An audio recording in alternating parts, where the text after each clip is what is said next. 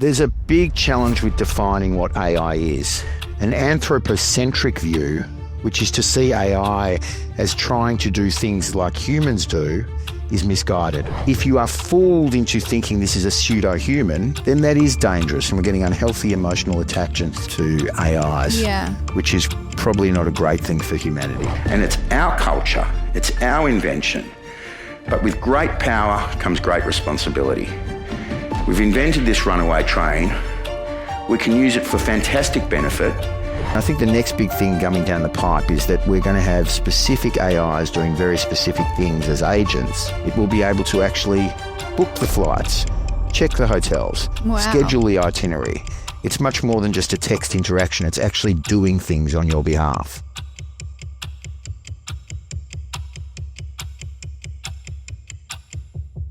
All right, Matt, what is the one thing that people are getting completely wrong about AI right now? There's a big challenge with defining what AI is. And I think whilst it's not completely wrong, an anthropocentric view, which is to see AI as trying to do things like humans do, is misguided. I think a wider view as to what intelligence is to start with, and then artificial intelligence is simply an artificial version of that, is much more helpful. It's very dangerous to think of AI in human-like terms. And then there's another one which I think people are often getting wrong as well, which is the tail wagging the dog. AI is a tool and a means to an end. It's not the end in and of itself. So you don't just need more AI.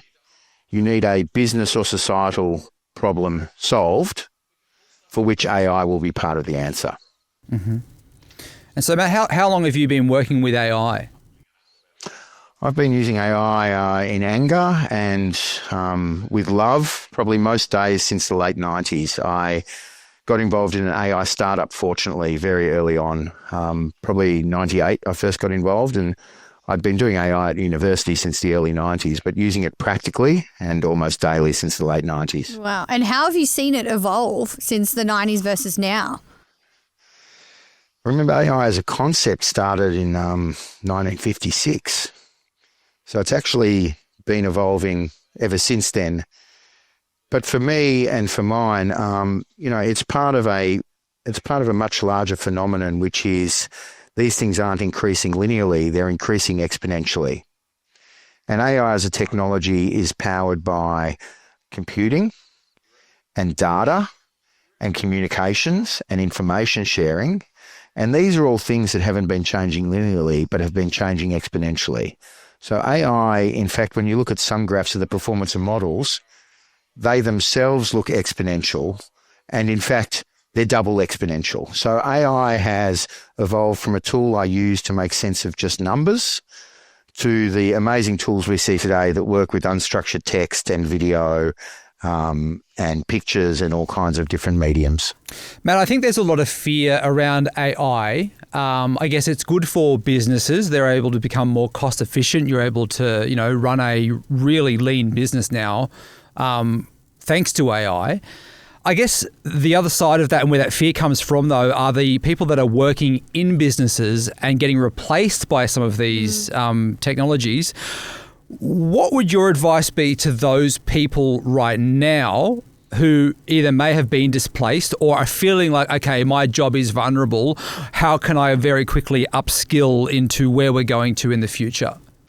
That's a really interesting question. And the answer used to be AI is not going to take your job. Someone using AI is going to take your job. So for the people that fit into that cohort, my advice is start learning how to use it and practice it.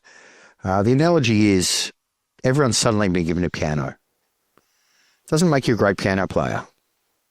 You need to practice. You need to take some lessons. You got to decide if you're going to be a jazz pianist or a classical pianist, and then you got to head in that direction. This tool is to some extent the great democratizer and equalizer, but to another extent, it's a new skill that if you learn and reapply to your job, then you're going to be just fine. That said, there are some industries that are going to be massively disrupted and these jobs are no longer going to exist. A great example is translation. AI translation is now so good that people who were in the, albeit rare but narrow field of being professional translators are completely disrupted. we've seen these disruptions before. We saw them in the agricultural revolution and then the industrial revolution and more recently in the digital revolution. So we're undergoing massive disruption, but the industrial revolution didn't result in people only working 3 days a week. This AI revolution is not going to remove employees en masse from the workforce, but it is going to disrupt them. So I think learn these tools. You can learn to be a good prompter. Prompt engineering is actually your secret power. And because we're not asking you to learn an obscure computer language, but rather be very good at prompting in English, it's not outside of everyone's capabilities to become good at AI. You know, this behaviour that I've been doing lately, it's probably been happening for the last 3 or 4 months, where I've been talking through a scenario that is going on in my life, and I've been giving ChatGPT is the platform that I've been using, and I've been giving it data points. I've been giving it PDF files. I've been giving it lots of different context to a situation. Just yesterday, basically the situation is going to result in either me getting something or not getting me something, right? I actually asked, after giving it context for about 3 months, whether this outcome will work in my favour. The result that it came back with was this will 100% work in your favour. And I thought, what you would know, is that, does that, if you've given it that much context, can it be correct? Like, can it actually be bang on with its 100% judgment call there? Or, yeah. So let's start with the fact that not just in AI, but in all data science, there's a very famous saying that all models are wrong, some are useful. Okay, so it's not some magic oracle. Let's also recognise that especially in that platform, and I would encourage you to use multiple platforms and see how they stack up, have the same conversation with the Google tool and the Anthropic tool and the ChatGPT tool and the Microsoft tool. One thing they all have in common is they're probably a little bit too positive. But you are the user. Your prompting skills will improve if you ask a question of, be super critical and tell me what could go wrong and how this might not work in my favour. If I needed this situation to have the other result so I wouldn't get the thing, what would I have to believe? Like, deliberately reframe it to black hat the thing that it's being so positive about. You know, you can even just flip it and say, argue the other side of the argue the other side. Yeah, well, it's actually I did that actually, and it still came back with a fairly positive response, and I thought, wow, okay, great if it does work out, but I guess if it doesn't work out, that could be leading people down a bit of a positive path that they, you know. And I think the challenge there is that we've got to remember it's just a tool. It's not magic. We haven't delegated the power to it. We are accountable to. Let me give you a bit of coaching on how I think you could get a more reliable result from whatever that situation is that you're in. Force it to define a series of criteria by which you will assess the likelihood of this thing succeeding. Okay? And then likewise, a series of criteria for things that could mean this thing wouldn't succeed. So you've actually forced it to define the structure by which it's going to assess success. And then say, now score it based on all the background you have against all of these things. And then you say, now be hypercritical and give me the reasoning why this score exists or why this negative score doesn't overcome this positive one. So you're forcing it to give you, and I'm going to use the word thinking, which it's probably not, but you're forcing it to think in a highly structured way and put things in boxes and containers rather than just give you sort of this aggregate view of, oh, Simon, this thing's going to work. Mm-hmm. Yeah. Totally. Does that make sense? No, totally. And I love that. I wonder how many people right now are lying on their couches at night and having these conversations with a platform like ChatGPT or Grok, working out scenarios that are going on in their lives at the moment. Because there's a lot of people that we speak to that are using these platforms in these ways. And do you think that's healthy? I do. I think it shouldn't replace the role of a therapist. If you don't have a therapist in your life, though, it's very handy to say, hey, here's 3 months of WhatsApp conversations with my girlfriend. What do you think of the balance of power in our relationship? How can I be kinder? Where have I not listened? You don't have a friend who's going to read through those WhatsApps. You probably wouldn't want them to. But to have to hand something that says, you know, an interesting idea with GPT, is you just say to it, hey, we've been chatting now for a year. You've been listening to all these conversations. Tell me what you think I'm like as a person, what my blind spots are, and give me a plan for personal development. It's actually got to know you really well. And I did this, and I then had my son who came to me with his version of the same, and we put them together and we said, what do you think are going to be the friction points in our relationship? Which is incredible. You know, there's just no one else sitting there listening patiently the whole time. If you are eyes wide open about what it is and what it isn't, then that's great.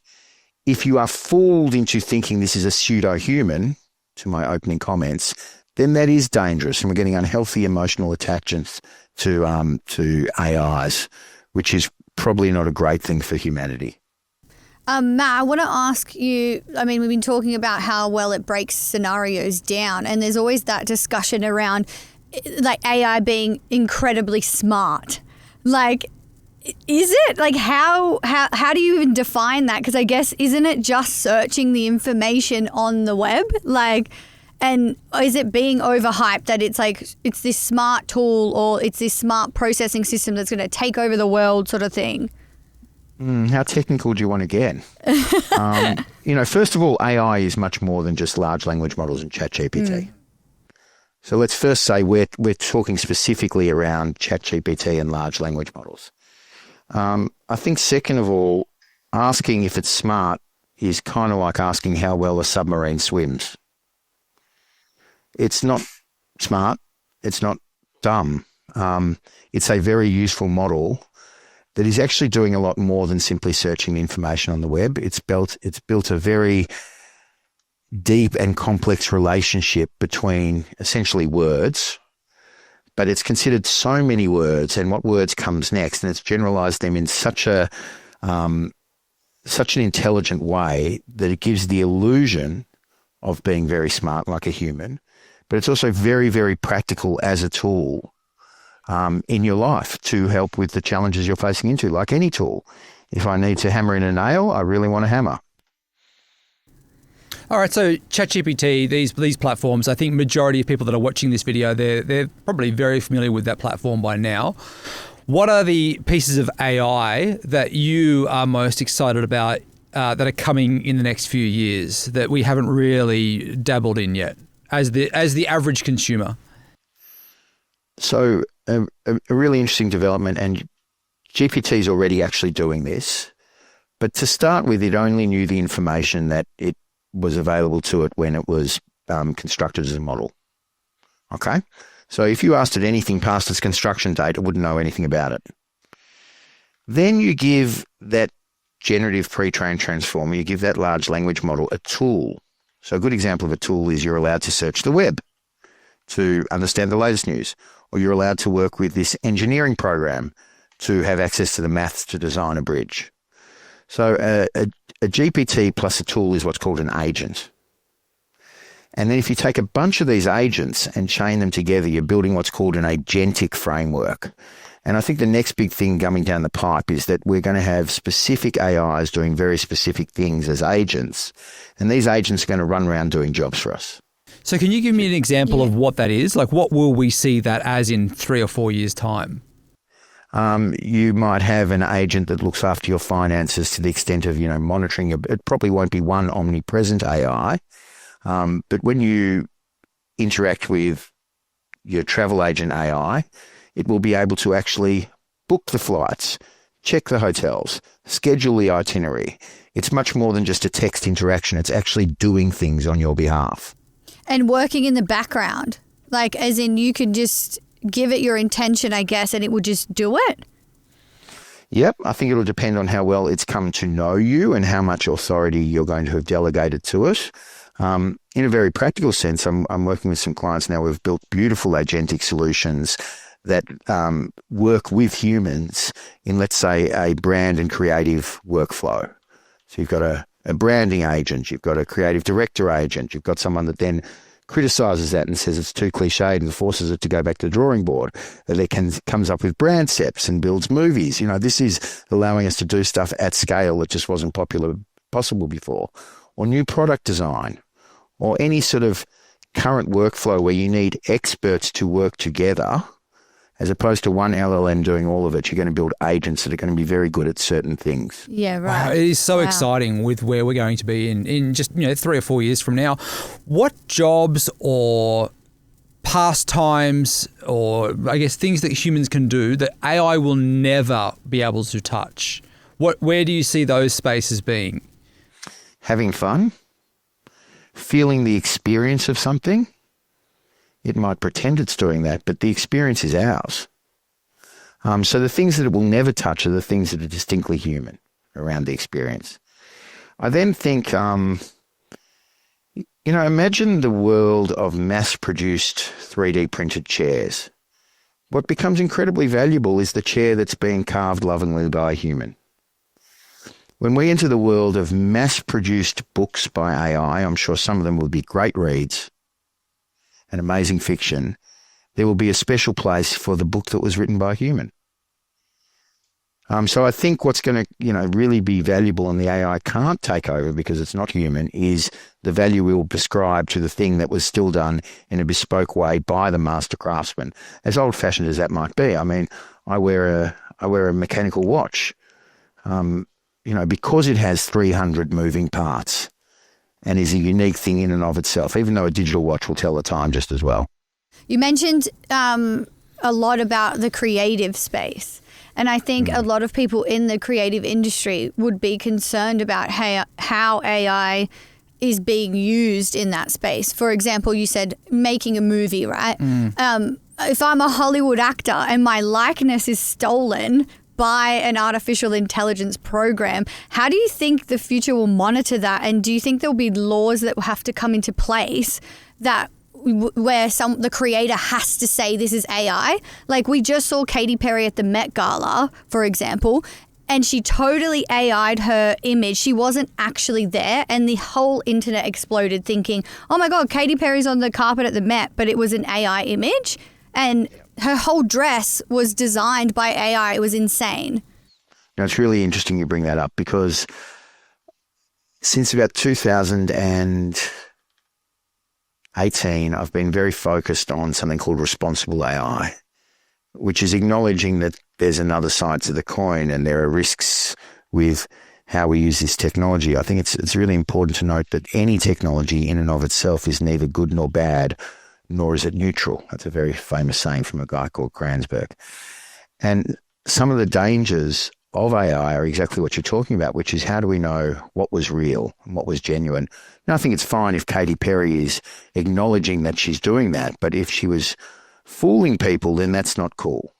So I started an initiative called Machine or Human, MORH, which is pronounced more.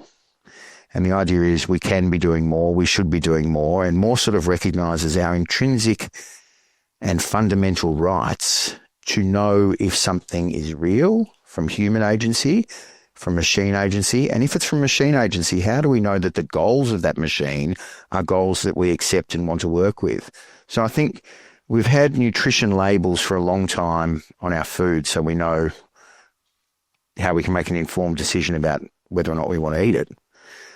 This is the fact that we're going to need nutrition labels on our information so we know what to trust, because fundamentally this is a technology that is going to really impact how we view trust in the world. And when machine-generated content is doubling every year, so it's gone exponential, it's only a handful of years until the bulk of content was not human-generated, and it's very unlikely that that was the real Katy Perry. So we need to put in place a standard now whereby we can tag things. And by the way, we've solved many of these problems. When you visit your bank, there's a padlock in the bottom of your browser. You know it's your bank. That's something called a digital signature. Cryptography has already provided us the tools whereby we can sign something as created by me, genuinely me, authentically me. The flip is we will move from a world where we trust things by default and say, wow, look at Katy Perry, wherever she was, at the Met, to distrusting it and saying there's no way that was actually her unless it's got her digital signature on it saying that was really me and the checksum matches an actual video. So we flip our perspective to one of intrinsic distrust. Yeah, yeah. Right now, the three of us, we need to go to a bank, or we need to get online and go to a bank and apply for a home loan, and then that's approved by a human. How far are we away from an AI deciding whether someone is able to afford a bank loan, and an AI making that decision on somebody's life versus a human being? Like, how far away do you think something like that is? Well, that's probably about negative 15 years away. So 15 years ago, I was using AI to build credit approval models. And you know what? That's a great use case. There are places like the law and home loan approvals where I don't necessarily want a human with their bias saying, oh, gee, look at you with your tattoos and your dreadlocks. I'd rather you looked at my tax return. Yep. Yeah. Yeah. So for ages, the home loan application process has been very much augmented and assisted by AI. But on the other hand, we need good governance of those AI models. We need to know they're being fair and unbiased and transparent and secure and robust. So home loans and credit decisions and things that affect our lives can and should be made or assisted by AI, especially to ensure the humans aren't being biased. But we also need a level of governance around it to ensure they themselves are able to be verified as being fair, secure, robust, safe, controllable, all the sort of key aspects of doing AI responsibly. Yeah. For someone watching this right now or listening into this conversation, you're an AI expert. You are around AI every single day. What 3 apps would you recommend that we go and download today to advance our skills in AI beyond the standard? So, interestingly, we don't think anymore about turning our spell checker on or off in our word processor or our email. It's just there. You'll notice more and more that AI is just there. So if you use Google as a search engine, the box at the top is now Gemini, Google's AI generated, right? So you're not actually going to have to make that much of a decision about whether or not to go looking for AI or to download an app. It's already in your LinkedIn, in your WhatsApp, it's in all of the things. I think a more important decision is realize that if you're getting something for free, then to some extent you're probably the customer. So if you're using GPT, consider paying for it. And consider ensuring, because the onus is on you, that you've got your data privacy controls such that you're not sharing what you write into it with the provider so that they can make their models better. It's cutely worded, make the models better for everyone. No thanks, this is private. We need to read the terms and conditions. I personally use a suite of AI tools. I would totally recommend giving ChatGPT a go. I think the Microsoft suite will come along. We already use Microsoft in our day-to-day lives. And of course, Google is pretty powerful, but Google, the mainstream app, will not give you any option to keep your data out of the training set. But they do have a fantastic product called notebooklm.google.com, which does keep your data private. And that's an app where you can upload PDFs and other documents and then interrogate them. So it's great for building study plans or getting your head across a large corpus of documents. There's actually a really cool button you can hit, create audio transcript. And sorry guys, but 2 virtual podcasters come in and summarize the document for you. And you play that when you're driving home as opposed to, having to read the whole lot. So those would be the big 3 for me. Notably, Apple's missing, right? Do they know something we don't, or are they late to the game, or are they just holding back? It's unusual for a large tech provider like Apple to be pretty absent from the AI world. What do you think that could be? I am not sure. They could be waiting for a big reveal. They could be considering the economics of the whole situation. They tried to cutely redefine AI as Apple intelligence. I don't think anyone's going to be buying that. I'm sure they will. I'm sure they'll turn up with something sooner rather than later. But just interestingly, it's only been the last couple of weeks that Google has really shown up with a very strong AI, performant equal to ChatGPT. And then we had a real shock the other month with an AI out of China called DeepSeek, that was revolutionary in that before now we thought to get that level of performance you had to have, there was a big moat around it in terms of the investment you needed to make and the processing power you needed to have access to. And they really shook it up because they just found a cleverer way to do several big bits of the thing, and they got it done for a fraction of the cost. So, we're going to continue to see these developments. I feel like, Matt, so many people freaked out over DeepSeek because it was a Chinese product, I guess, especially here in Australia. Like, mainstream media went berserk over it, essentially, and were like, this is not a good thing. There seems to be a lot of fear-mongering around certain platforms. Why do you think that is? I think there's a very old rule for media. If it bleeds, it leads. It comes back to the way our brains work. It's easier to instill fear. And if you're trying to capture headlines in a world where we're inundated by information, why not, scream and shout and flap about the negatives? I'd much rather we focused on the positives. DeepSeek did some amazing things. Of course, it won't talk to me about Tiananmen Square. Yeah. But I wouldn't expect it to. Yeah. But it's also been open sourced. I can download it and modify it and run it myself.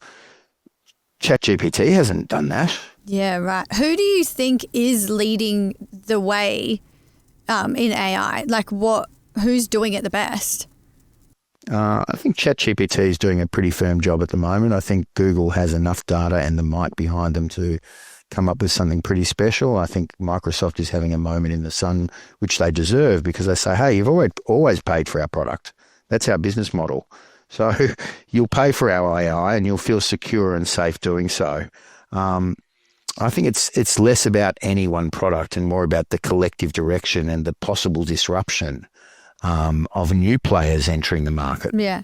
How do you see, you mentioned something really interesting before about how programs can, I guess, dictate things for you and transcribe it, create a podcast so you can listen instead of reading it. It feels like that should be implemented in schools. Like, how do you see AI being used at school and in educational systems? Because I wish I had it when I was at uni, say, so that I didn't have to sit through a really boring lecture that could have just been an email. Yeah, I think education is a sector that hasn't changed for hundreds of years, essentially, and is ripe for disruption. I spoke at a school the other week where I'm encouraging them and the students to bring it into the curriculum and get kids ready for an AI first world. I think we need to think carefully about how we test people's knowledge. We can't send them home to write an essay anymore. But then again, why should they be learning stuff? We should be testing their adaptability and testing their ability to use AI and think critically about the answers and to know what it is and what it isn't.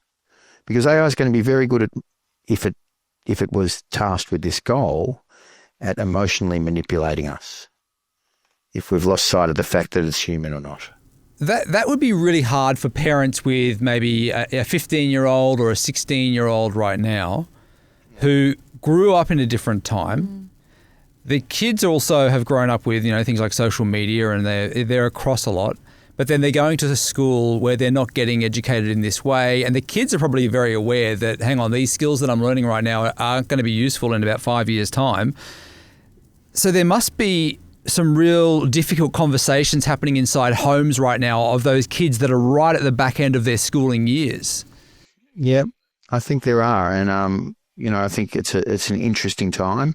Adaptability is going to be a big part of this. So teaching our kids how to be adaptable and flexible in the face of rapid change, and what are the skills that we should value. And I'm hoping that educational institutions will come on that ride as well. But yeah, it is certainly tricky parenting. I've had a great time in that. My son and I have been going on an AI journey together. Not for as long as I've been doing it, but since the recent rise of consumer AI. And that's been really interesting to see him look at how his future might be different. But our kids are facing into massive disruption, not just from AI, but from all the rapid changes enabled by technology in the world. And how do we provide them the right skills? And it certainly isn't about an educational institution ignoring that AI is here or to go about educating them in a traditional way. There's a private school now in the UK charging £30,000 a year that has no teachers. Wow. So why wouldn't you? Yeah. if you could guarantee the quality of that education. I mean, I personally use it if I need to learn something new, something I know nothing about, string theory. Go into GPT, say, give me a learning plan to come up to speed on string theory. Yeah. I want to know it back to front in a week. I want you to test me with multiple choice questions. If I get them wrong, give me an easier one and explain why I got it wrong. If I get them right, give me a harder one. Here is this great enabler. One dystopian future is everyone is dumbed down and replaced. One utopian future is everyone is more open and flexible and educated. They're both enabled by the same AI. It comes down to our societal values and how we want to use them. Yeah, and how we want to learn. Like, not everyone is good, say, in a classroom, but maybe they're brilliant at learning through AI. Like, I can't believe this school's already implemented that, and people are sending their kids there. Do you think we'll see that in Australia? Sure, but I'm not suggesting that that's an out-of-the-box ChatGPT model. There's a lot of work you do. It's called fine-tuning a model to make it behave in a very specific way, in safeguarding the model to make sure it's not giving incorrect information or hallucinating. I would expect for the fees that school is charging that they've already invested quite a lot, where a traditional school might have invested in sporting equipment or a lovely playground or, getting good teachers, that they've invested a lot in their AI offering. And it's a very interesting point of disruption. Yeah. Matt, birth rates are going down in a lot of Western countries. Do you think that AI girlfriends and boyfriends are going to be a problem, or do you think it's just going to become the normal in 5 years' time? What do you think? Oh, look, I think both, unfortunately. I have a friend called Bryony Cole. She'd be great to have on your show. She's for a long time been the world leading expert in sex tech. She writes a blog called Future Sex, and she recently posted how the Black Mirror episode of the robotic boyfriend turning up is actually here. People are forging genuine emotional connections with AIs. I think ultimately that's not healthy if it's precluding real human interactions, especially if you're someone that was a bit perhaps shy or unable to relate well with other humans. I don't think supplementing that with AI, and that's the sort of safeguards we need. And really important for parents and those that have influence to understand those risks and to mitigate them. The same way we don't we shouldn't let our kids sit up stuffing their face with chocolate 24/7. Yeah.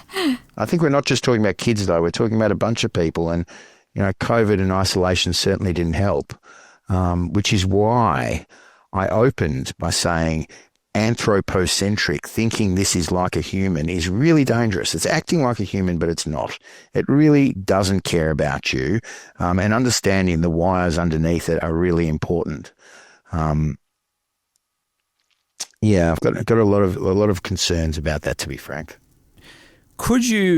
This is going to be a very hard question for you to answer in a short amount of time, but those wires underneath, yes, what can you explain for us who have no idea really what those are? How would you explain that clearly for us, the best way that you can? Sure.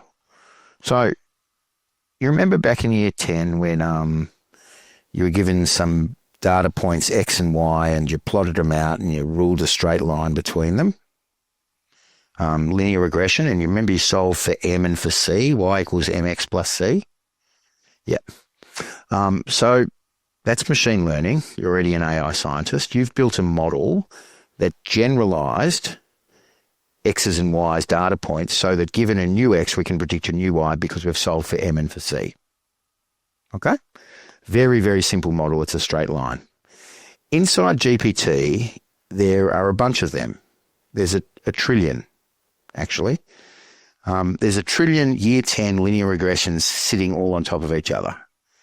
And all of those M's and all of those C's have been solved so that that mess of linear regressions, nothing more complex than year 10 maths, when presented with a bunch of words, gives a really relevant and engaging response. That's all it is. Now, solving for those M's and C's a trillion times over is very complicated, But in terms of what the whys are, they're only year 10 maths, just at a huge amount of scale.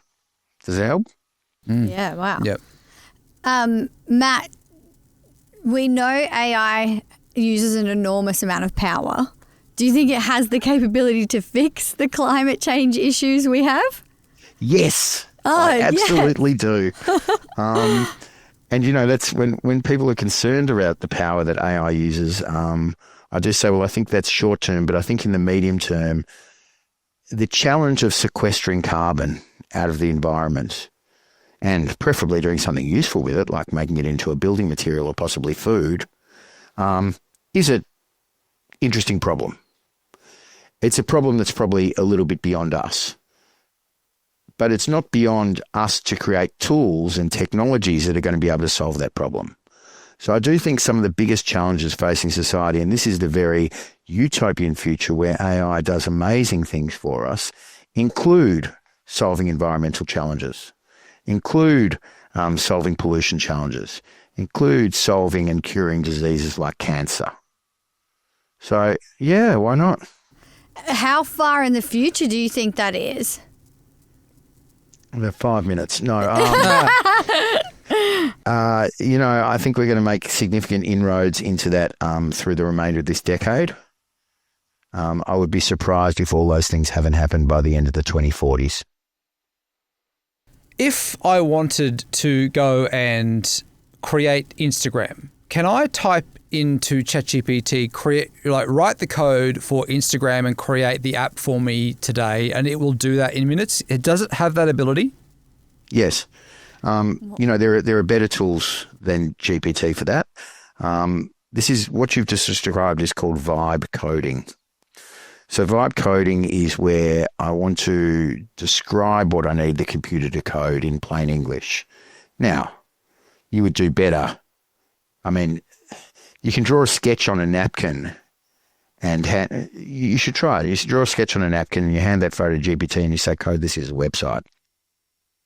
I'd recommend for any listeners out there who are already programmers, it's certainly been changing my life to download something called Cursor.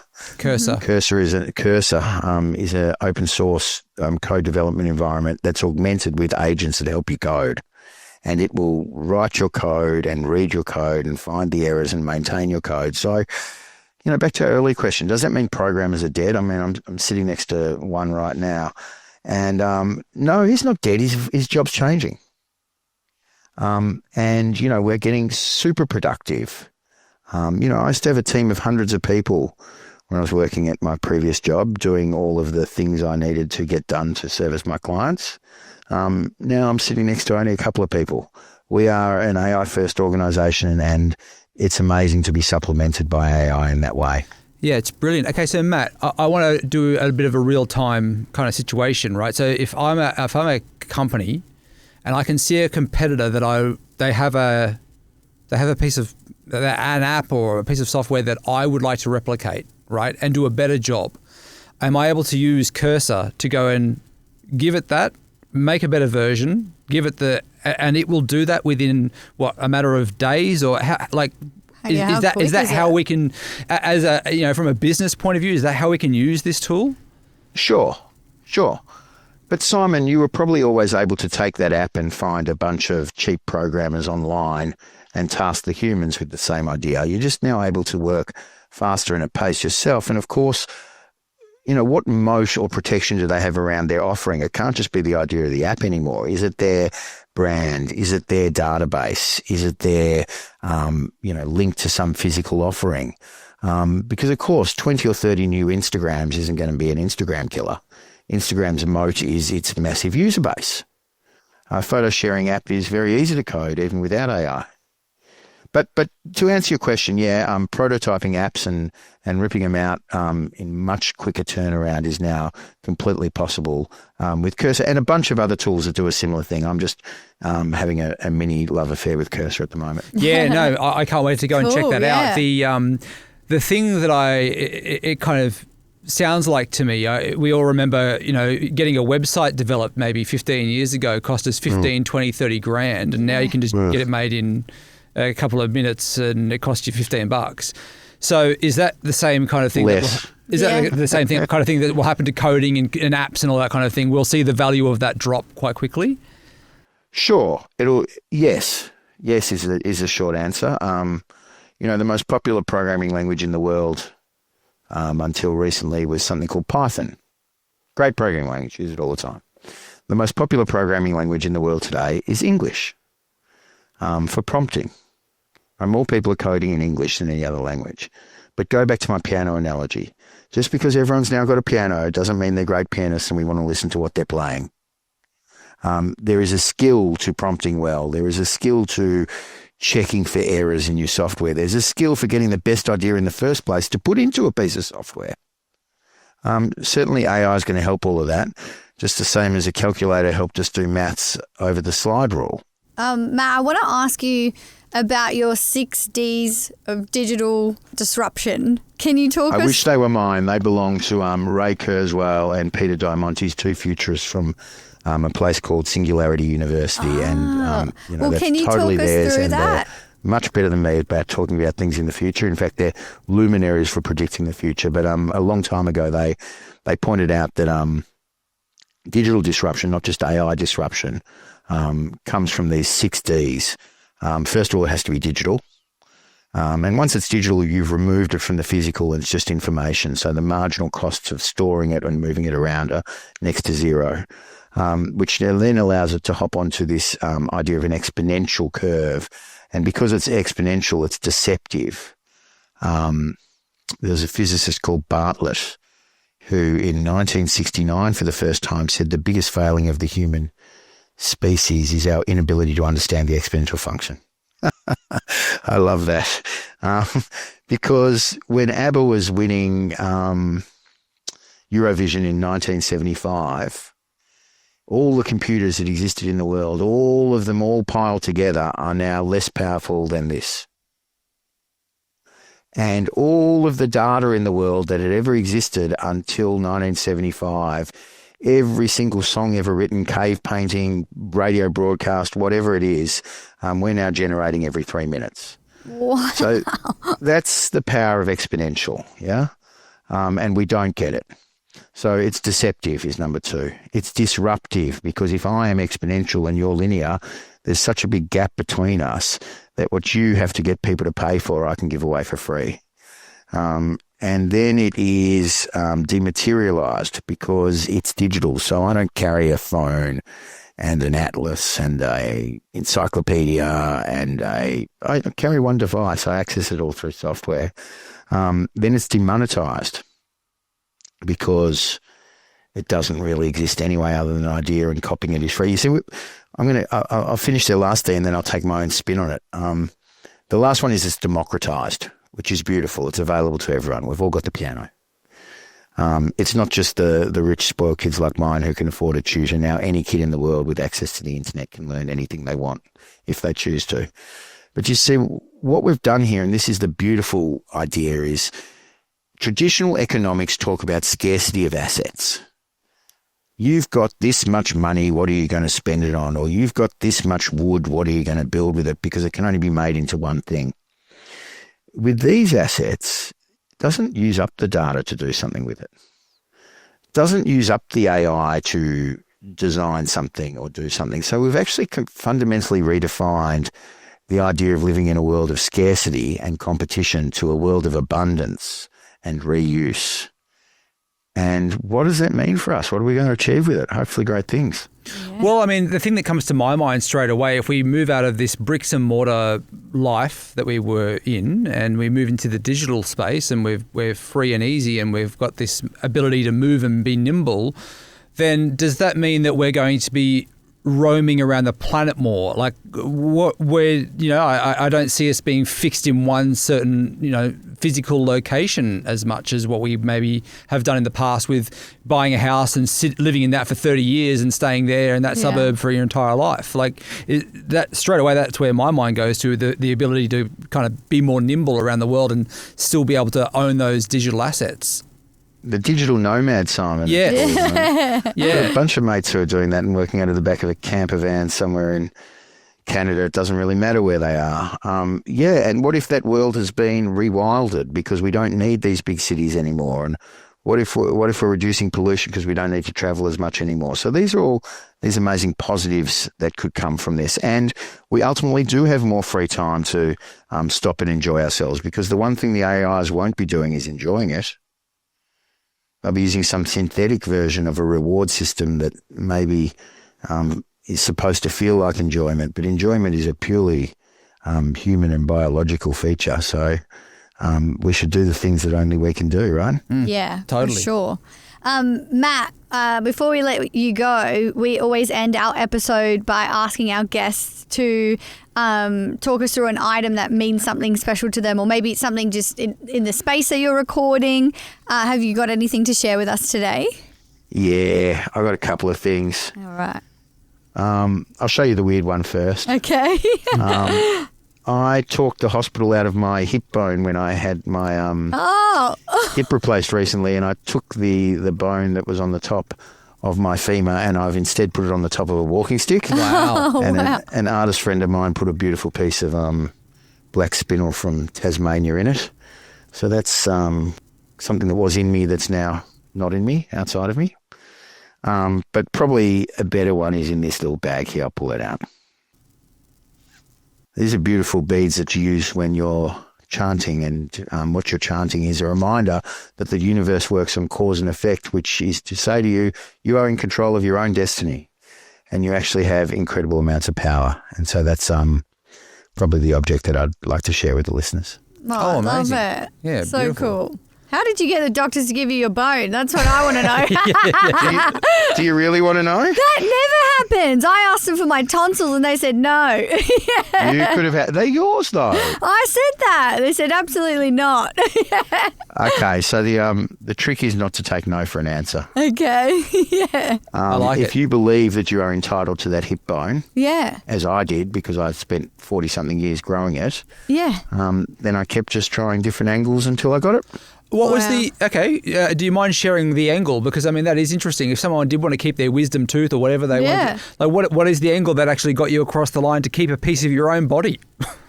Annoyance. No, I Persistence, started yeah. with the religious angle. Okay. I said, my religion requires me to be buried intact. I would like to have and they came back and countered with and said, yes, but we cater for people who have that religious requirement, and the rabbis will come and take care of that for you. And I then said, yes, but I've had a spiritual falling out with them. I need it for my own version of that spiritual practice. And they said, well, you can't do that. And I said, well, what if my lawyer wrote a letter that said, we will indemnify you against anything? I said, well, what? No, you can't do that. Well, what if this happened and you can't do that? And then, well, what if this happened and you can't do that? And I said, well, what if at the end of the day my surgeon did this and did that? So it was literally polite persistence. Yep. Where I think they realised, because there is a precedent. If you have a baby terminated in the hospital, of course you can bury it ceremoniously. And why shouldn't I be able to believe that this was as important to me? And anyway, so I persist. And eventually the hospital director says, all right, yes. And so I say to my secretary, hey, can you please send the hospital director a big bunch of flowers? She's been so nice. And I've come out of this surgery. You know how you just wake up when you've had surgery? Yeah. And I wake up and she's standing over me with this huge bunch of flowers going, thank you, thank you, thank you. So, be polite but insistent. And you know what? Getting the second bone out of them was much easier. I said, please see previous correspondence. Oh yeah, nice work, Matt. That is amazing. Look, if someone has made it this far into the episode, they have loved everything that you have been talking about today. So I guess if we have not asked you a question that that someone that would be fascinated by AI that would want to know before you go, what would you like to say to that person that's made it this far into the episode? That is, well, even if it's someone that's terrified as well, maybe they're not an AI lover, maybe they're an AI hater. It's. I was very upset that Australia is, out of all countries in a recent poll, so negative about AI. India was the most positive. Australia was 80th. Wow. 80th. So, the genie is out of the bottle. This technology is neither good nor bad. It's what you do with it. So if anyone is still listening, to me rabbit on about AI, I'm going to tell a story about 2 shoe salesmen that go to Africa. And one of them writes back to base. This is 100 years ago. They writes a letter back to base. He says, listen, the situation's terrible. No one's wearing any shoes here. And the other one wrote back to base and he said, what an amazing opportunity. They're not wearing shoes yet. So it's how you choose to look at it. Yeah. Just on that, why do you think Australia is so negative? Why do I think Australia is so negative? On AI. Obviously we're a about lovely bunch of AI. people, but when it comes to the Look, I think we were talking about it only this morning. I think there's a couple of factors. One, I don't think we have educated people well enough. In Germany, every kid gets a computer at age 8 and is taught how to use it. I think our curriculum is out of date and archaic. I am beyond upset that a small Chinese university publishes more papers on AI every year than the whole of our country put together. It's pretty pathetic. I also think you have a country like India that's perhaps less libertarian and more about the greater good and the societal good that says this will do all of this. And I think in Australia we are intrinsically a little bit more selfish and relaxed, and we worry about what's it going to mean for me. Yeah. Yeah. I love Australia. Don't get me wrong. We love it too. Yeah. No, we get it though. We get it. We've just got some things we could be doing better. Totally. Sure. We completely agree. Hey, Matt, thank you so much for joining us today on the podcast, Matt. We really appreciate your time. Yeah. Thank you. Lovely to meet you both. You're so welcome.